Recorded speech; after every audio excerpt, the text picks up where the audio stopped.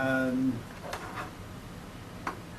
competing Jewish organizations.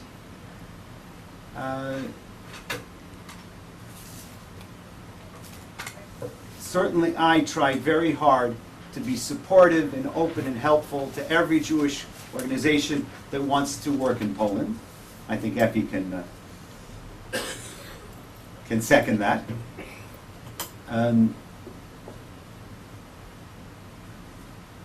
In terms of the competition, it's actually not that bad. I mean, the American Jewish Committee clearly doesn't always work in the same line as the Simon Wiesenthal Center, or ever works in the same line as. But in terms of the way it goes in Poland, you know, these guys say this thing, these guys say that. In that sense, I think it's a very healthy relationship. I've not found it to be difficult for the local Jewish community. There are times where Jewish organizations would make declarations about Poland without telling us, and that's, first of all, foolish on their part, because we can give them sometimes insight that they may not have otherwise. And the other thing that's very negative is that, once again, this re-emerging Jewish community struggling for its Jewish identity feels again unempowered. And therefore, I am very thankful to organizations like the Simon Wiesenthal Center and the American Jewish Committee. Hey, how many people get to say that in the same sentence?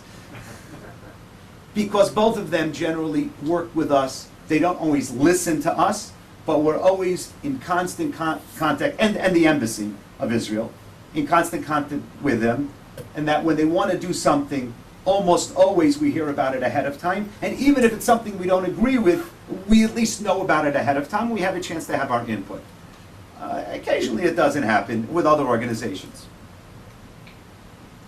Complicity of Poles. Very tough, because Poland, during the communist occupation,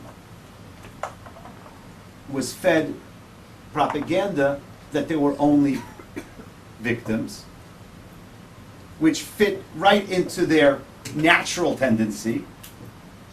Poles, perhaps not too dissimilar like Jews, have this image of always being a victim, except in our case it's unfortunately true. And although hopefully less and less so, and I'm doing my best to show that, that when Poles had to confront the reality about the Jedwabne, again, Jedwabne in 1941, dozens, perhaps it was even hundreds of Poles rounding up the Jews of their town, murdering them, and then the last one still alive, hundreds of them burnt alive in a barn. Unknown fact in Poland, except in the Jedwabne, where everybody knew about it and talked about it. Came out because of a book published by Jan Gross called Neighbors in 1990, and also by a film done by Agnieszka Arnold, I think. Doesn't.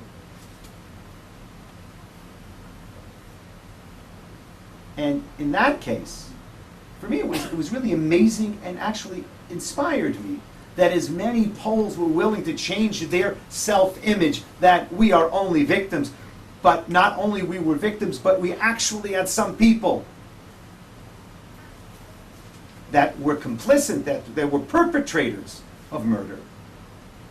You know, when they came out with this thing that 50% of the country thought it was the right thing for President Kwasniewski to apologize, where another 30% or something like that said, yes, it happened, but he doesn't have to apologize, and only 15-20%, it's still not good, but you know, the change within only a matter of a few months was amazing and very, very hard. We'll have to see what happens now. I cannot answer that question. It's an important question. I really don't know how it is today. There are certainly Poles that are aware of the fact that some of their fellow countrymen were complicit. Poles tend to be very self-defensive, and therefore it's an ongoing problem, but with positive movement. When I said about why are Jews still there in Poland, are they Poles, are they Jews, it's an age-old discussion. It's my job to make out of all of them Jews. That's what I want to do. And I think, do we have any more questions? One more round?